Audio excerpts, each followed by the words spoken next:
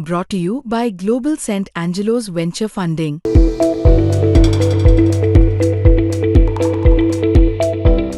जळगाव शहरात प्रभाग क्रमांक 3 आणि 4 मधून एक आगळा वेगळा निकाल बघायला मिळतोय। सख्खे बहीण भाऊ या ठिकाणी उमेदवारी करत होते आणि दोघंही म्हणजे या ठिकाणी भरघोस मताने निवडून आलेले आहेत। सगळ्यात महत्त्वाचं सांगण्याचा उद्देश की यांचे वडील देखील काही वर्ष झाले या ठिकाणी नगरसेवक राहून चुकलेले, आई महापौर राहून चुकलेली, असं हे कुटुंब सोनवणे कुटुंब आता बहीण भाऊ जिंकून आलेत। वार्तालाप करूया, सगळ्यात सुरुवात आईपासून करूया। वहिनी, काय म्हणाल, तुमचं आज कुटुंबातल्या दोघं म्हणजे मुलगा आणि मुलगी दोघं निवडून आलेत, काय वाटतंय? खूप आनंद वाटते की आपण आता आम्ही रिटायर झाले, नवीन पिढीला चान्स देते, त्यांनी आमचा वारसा पुढे चालवा म्हणून त्यांना संधी दिली।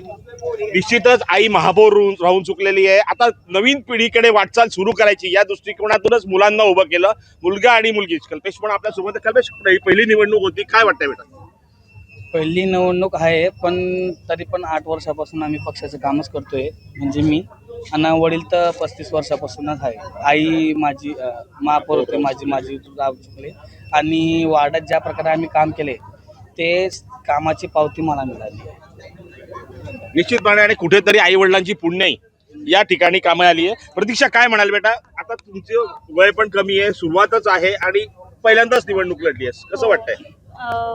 वय कमी आहे, पण मला जसं वाटतंय, मी 3 नंबर वॉर्डामध्ये, तर तिथे लोकांना मूलभूत सुविधाच नाही आहे, तर आम्ही आधी त्यावर भर देऊ। कारण की लोकांच्या घराच्या आत गटारींचं पाणी येतं आहे, लोकांना राहायला जागा नाही आहे, पाण्याची सुविधा नाही आहे आणि लाईटाची सुविधा नाही आहे, तर आम्ही सध्या तरी येणारे 3-4 वर्ष तरी आम्ही त्यावरच भर देऊ।